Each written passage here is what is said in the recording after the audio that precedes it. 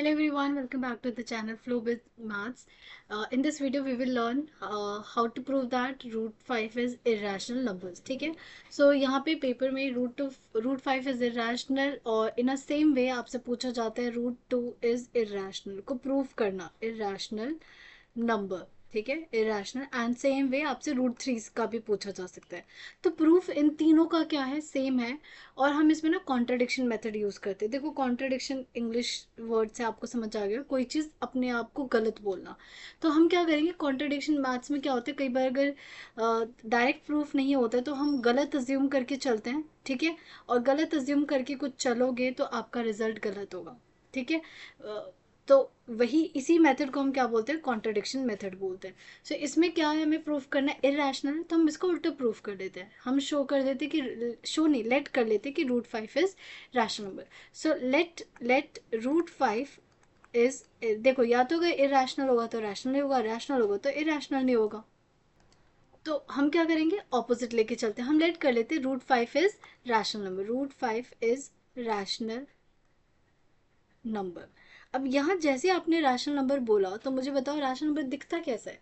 Rational number means हमेशा क्या होना चाहिए, root p by q form में होना चाहिए. That implies root 5 must can be written in p by q form.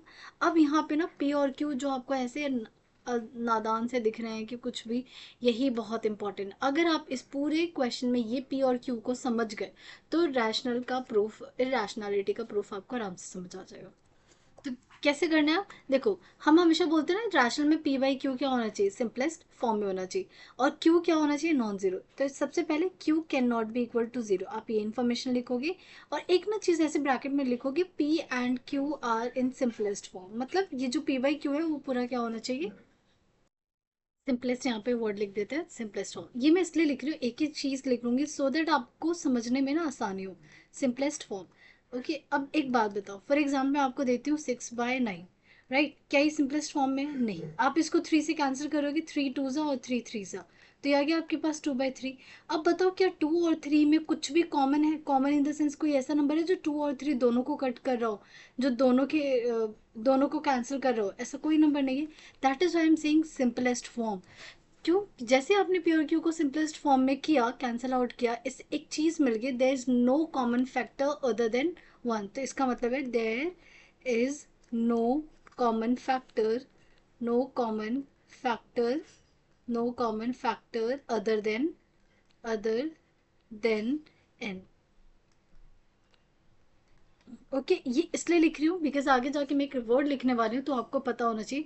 That implies P and q are को prime. ठीक है, ओनली को प्राइम लिख दो, तो पी एंड क्यू आर को प्राइम. अच्छा इसी एक से को prime. Okay, P and Q को प्राइम. तो यहाँ पे एक बार मैं को प्राइम की डेफिनेशन लिख देती हूँ कि को प्राइम होता क्या है. सो देखो, को प्राइम का मतलब होता है, coprime means no common factor, no common factor, no common factor other than 1. 1 के अलावा कोई भी कॉमन फैक्टर क्या नहीं होना चाहिए. ठीक है, यहाँ तक क्लियर है. सो ये आ गया हमारे पास.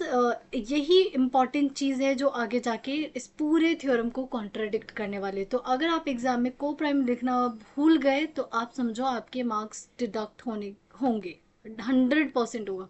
तो ये word this word becomes very very important. This को prime word becomes very very important. ठीक है, अगर आप को प्राइम वर्ड नहीं याद कर पा रहे हो तो कोई बात नहीं, अगर आप ये स्टेटमेंट भी लिख दोगे ना, that there is no common factor other than 1, इससे भी आपकी चीज़ें सॉल्व हो सकती है. बट इन दोनों में से कोई एक चीज़ लिखना तो कंपल्सरी है, अदरवाइज मार्क्स डिडक्ट होंगे. ठीक है, नाउ स्टार्ट करते हैं. अब सबसे पहले ना रूट हटाओ, रूट बिल्कुल नहीं पसंद. तो रूट हटाने के लिए क्या करोगे, आप दोनों तरफ स्क्वायरिंग करोगे, स्क्वायरिंग स्क्वायरिंग बोथ साइड्स. जैसे आपने दोनों तरफ स्क्वायर किया तो ये आ गया आपके पास रूट 5 होल स्क्वायर, और ये आ गया आपके पास p अपॉन क्यू का होल स्क्वायर. सो ये रूट और 2 कैंसिल हो जाएगा, आपके पास बचा 5. और इस साइड आपके पास क्या बचेगा, इधर बच जाएगा आपके पास P square upon Q square. Done. अब इस क्यू को ना इधर लेकर चले जाओ, तो ये बन गया आपके पास 5q² is equal to p²। अब यहाँ पे ना असली कहानी शुरू होती है। आप बिलीव नहीं करोगे, मैं इतने बच्चों का पेपर चेक करती हूँ ना, स्पेशली जब रूट 5 वाला, वो स्टेटमेंट अलग लिख देते हैं। और ना अभी आप इतने छोटे होते हो ना कि आपको ये स्टेटमेंट रियलाइज नहीं होती कि दो अलग अलग स्टेटमेंट है। पता होता है फिर भी ना आप समझ नहीं पाता दिमाग कि हाँ ये दो अलग अलग स्टेटमेंट है। तो मैं ये सजेस्ट करूँगी जितनी कम इंग्लिश लिखोगे उतने फ़ायदे में रहोगे, स्पेशली इस बारे में जो आगे दो स्टेटमेंट हम लिखने जा रहे हैं। सो दो स्टेटमेंट क्या है, देखो इस एक्सप्रेशन को समझने से पहले ना आप कुछ ऐसे समझो। देखो ये आप ऐसे लिख रहे हो, एक 5 है और एक कोई क्यू है, इन दोनों को आपने मल्टीप्लाई किया और आपको कोई एक नंबर मिल रहा है। ये स्क्वायर स्क्वायर भूल जाओ, बस आप ये समझो एक 5 है और एक कोई नंबर है, इन दोनों को मल्टीप्लाई किया और ये मिला। कोई ऐसे नंबर्स ढूंढो, दो नंबर ढूंढो जिनको मल्टीप्लाई करो और तीसरा और आपका रिजल्ट है। तो मैं बिल्कुल एग्जैक्ट लिखूंगी। सो लेट्स से मैं लिखती हूँ आपके पास 4 × 2 और मैंने यहाँ लिख दिया 8, राइट। अब 2 क्यों लिखा वो मैं समझाऊंगी। यहाँ लिख दो, मैंने लिखा लेट्स से 3 × 5 और यहाँ लिख दिया मैंने 15। डन। तो देखो कि कोई दो नंबर को मल्टीप्लाई किया। अब आपको पता है ना ये वाला नंबर 8 2 को डिवाइड कर रहा है या 2 8 को डिवाइड कर रहा है। 2 डिवाइड कर रहा है, 4 8 को डिवाइड कर रहा है, 3 15 को डिवाइड कर रहा है, 5 15 को डिवाइड कर रहा है। सो सिमिलरली देखो 5 है q², आपने इन दोनों को कोई दो चीज़ मल्टीप्लाई की और कोई नंबर आए। आप इसको ऐसे इमेजिन करो, ये रहा 5, ये रहा q² और यहाँ आपने लिखा p²। दो चीज़ों को मल्टीप्लाई करने के बाद तीसरी चीज़ आ रही है, इसका मतलब ये दोनों इन p² को क्या करेंगे, डिवाइड करेंगे। तो हमें ना नंबर से लेना देना, हमें q से अभी कोई लेना देना नहीं, वी वांट जस्ट नंबर्स।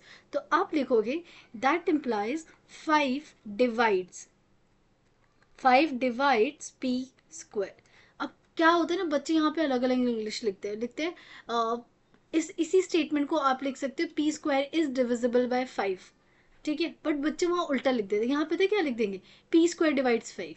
ऐसे नहीं करना, आप हमेशा याद रख लो, दिमाग में बिठा लो कि जो 5 है नंबर डिवाइड करेगा, नंबर को डिवाइड नहीं करेगा, नंबर डिवाइड करेगा। तो 5 डिवाइड करेगा p² को। ओके, अब यहाँ पे एक और कुछ चीज़ें समझते हैं। देखो ये सिर्फ प्राइम के लिए। तो कोई प्राइम नंबर है, कोई भी प्राइम नंबर है जो किसी p² को डिवाइड कर रहा है। ओके, तो एक एग्जांपल लेते हैं। जैसे आप नोटिस करो, मैं इसको इससे लिखती हूँ।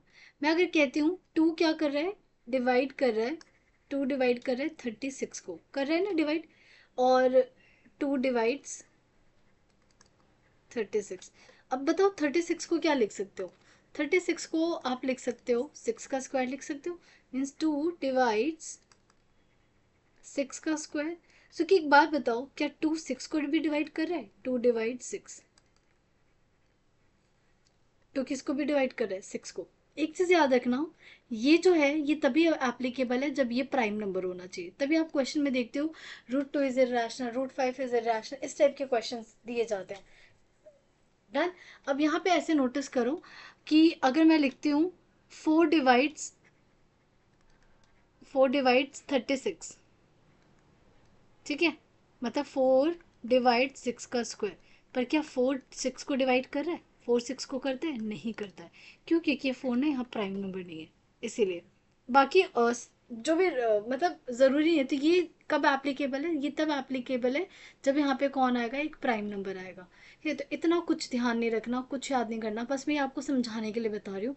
मेनली जो आपको याद रखना है वो ये याद रखना है। इसके बाद आप डायरेक्टली बोलोगे कि 5 किसको डिवाइड करेगा, 5 divides p as well. Okay, ये सब कुछ नहीं करना है, ये सिर्फ आपको समझाने के लिए मैंने बताया कि आप लॉजिक समझो कि ऐसा क्यों हो रहा है। यहाँ तक क्लियर है।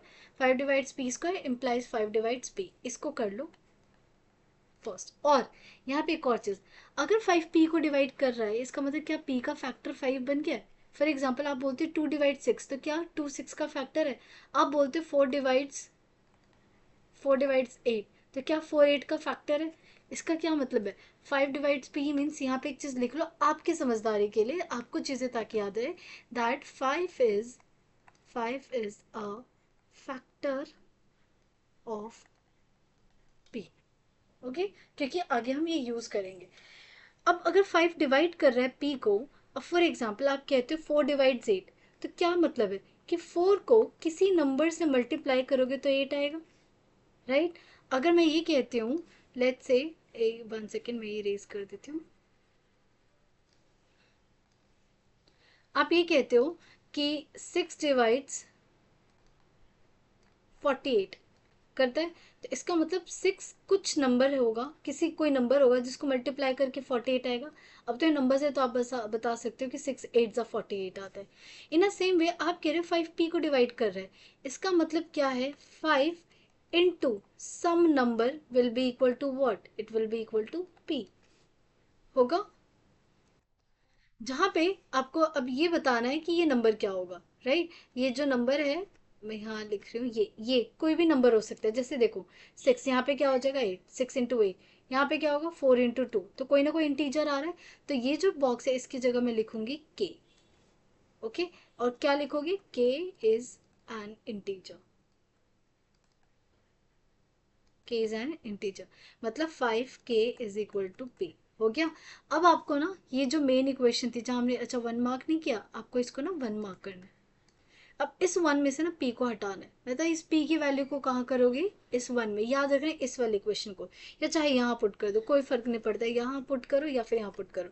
तो हम क्या लिखेंगे, put value of p which is 5k in first equation. Okay, so first equation क्या है हमारे पास जो फर्स्ट इक्वेशन है वो ये है, 5q² equal to p square. So 5q² और p की जगह हम क्या पुट करेंगे, 5k का होल स्क्वायर। देखो p गायब हो गया इस पूरे रिलेशन से, यही हमें चाहिए था।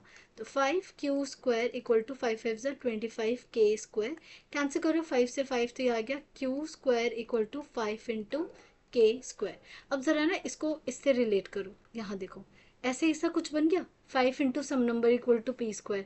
यहाँ देखो 5 इंटू सम नंबर इक्वल, तो इसको ताकि मैं आपको पहले वाले से कंपेयर करवा सकूं, can I right like this way, ताकि आप समझ सको। अब 5 इंटू सम नंबर क्या बन रहा है, क्यों, जैसे 2 इंटू सम नंबर 6 बन रहा है, तो इसका मतलब 3 2 को डिवाइड करते हैं, 2 भी 6 को डिवाइड करते हैं, सॉरी 3 6 को डिवाइड करते हैं, 2 6 को डिवाइड करते हैं। जैसे मैंने लिखा 8 into 4 which is equal to 32, मतलब 4 भी 8 को डिवाइड करता है और 8 भी 32 को डिवाइड करता है। मैं क्या बोल रही हूँ, 4 32 को और 8 भी 32 को। इन अ सेम वे अब k² से मुझे मतलब नहीं, मुझे 5 से मतलब है। हम क्या कहेंगे, 5 किसको डिवाइड कर रहे हैं, q² को। अगर ना समझ आए ना तो सिंपली ये जो आपने स्टेटमेंट लिखी ना, 5 डिवाइड्स p², p की जगह क्या लिख दोगे, q। तो इसका मतलब 5 divides q² implies 5 divides q। और अभी मैंने क्या सिखाया था कि अगर ये आप लिखते हो 5 डिवाइड्स p, इसका मतलब 5 is a factor of p, तो सेम चीज लिख दो, that implies 5 is a factor factor of q। इसको हम मान लेते हैं, इस पूरे दो को मान लेते हैं सेकेंड इक्वेशन। अब एक बात बताओ, आप क्या कह रहे हो कि 5q का भी फैक्टर है, और 5 किसका फैक्टर है, 5p का भी फैक्टर है। So from 1 and 2, very very important, from I guess मैंने यहाँ पे 1 मार्क नहीं किया था क्या, इसको भी 1 किया, इसको भी 1 किया, इसको हम करेंगे 2 मार्क। ठीक है, इसको हम 2 मार्क करेंगे सेकेंड इक्वेशन, और ये जो है इसको मार्क करेंगे थर्ड इक्वेशन। और हम लिखेंगे फ्रॉम 2 and 3, 2 and 3 से 5 is a factor of p and q, कि 5p का भी फैक्टर है और q का भी फैक्टर है। इसका मतलब और आपने स्टार्टिंग में देखो, जो बिल्कुल very in the very starting आपने क्या कहता है, there is no common factor other than 1 बोला है। लेकिन अभी तो आप यहाँ कह रहे हो कि 5p का भी फैक्टर है, q का भी फैक्टर है, तो ये क्या मिल गया, ये गलत चीज मिल गई ना, कॉन्ट्र। आप यहाँ कह रहे हो कि कोई फैक्टर नहीं है 1 के अलावा, और आप अगली स्टेटमेंट में बोल रहे हो कि no 5 is a factor of p and q, तो क्या आप अपनी बात को गलत बोल रहे हो। इसका मतलब यहाँ लिखोगे which contradict the fact, contradicts the fact। अब बच्चे पता है क्या, बच्चे क्या करते हैं, इन्हें ना ये लाइन तो बहुत अच्छे से याद हो जाती है, विच कॉन्ट्राडिक्ट्स द फैक्ट, मतलब किसी को कुछ आता हो चाहे ना आता हो, बट ये स्टेटमेंट तो वो हर बार लिख देते हैं, बट आगे क्या लिखना है वो भूल जाते हैं। किस चीज़ को कॉन्ट्राडिक्ट कर रहे हो आप कॉन्ट्राडिक्ट कर रहे हो कि शुरू में मैंने बोला कोई कॉमन फैक्टर नहीं है, बट यहाँ आके मैं बोल रही हूँ कॉमन फैक्टर है, तो मैं इस चीज़ को कॉन्ट्राडिक्ट कर रही हूँ। तो you have to write the contradictory statement, और बच्चे वही नहीं लिखते और फिर यहाँ से उनके मार्क्स कट जाते हैं। सो यहाँ पे क्या लिखना है, यहाँ लिखना है आपको which contradicts the fact that P and Q has no common factor, no common factor, no common factor other than Q, और ब्रैकेट में लिख सकते हो और P and Q are co-prime numbers, co-prime. अब कुछ जो स्टेटमेंट अच्छी लगी ये लिख दो, ये को-प्राइम नंबर्स, ठीक है। ये this is very important, which contradict, तो आपको बोलना है ही साथ में, ये लिखना भी बहुत ज़रूरी है कि p and q has no common factor other than q, और पी एंड क्यू और को प्राइम। अगर ये नहीं लिखा तो बेटा मार्क्स गए आप लोगों के, ठीक है। विच कॉन्ट्राडिक्ट द फैक्ट, इसका मतलब आप गलत, कोई ना कोई तो गलत चीज़ लेकर चले हो ना, तभी तो आगे जाके प्रूव करते करते आपको कोई गलती मिल गई, आपकी स्टेटमेंट ही गलत आ रही है। तो वो गलती क्या थी? That implies our assumption is wrong, that implies our assumption is wrong. अब व्हाट इज द अजम्पशन, क्या अज्यूम किया था आपने? आपने अज्यूम किया था शुरुआत में, देखो आपने लिखा था late root 5 is rational number. So our assumption is wrong. That implies root 5 is irrational number. Irrational number. Okay? तो आई होप आप लोगों को ये प्रूफ समझ आ गया होगा। और देखो नहीं आया होगा ना, तब भी आपके पास कोई ऑप्शन नहीं है, आपको ये याद करना ही पड़ेगा, ठीक है। क्योंकि हर स्कूल में ये वाला क्वेश्चन तो कंपलसरी है, जो आपको पेपर में मिलेगा ही मिलेगा, इधर इन 3 मार्क और इन 5 मार्कर।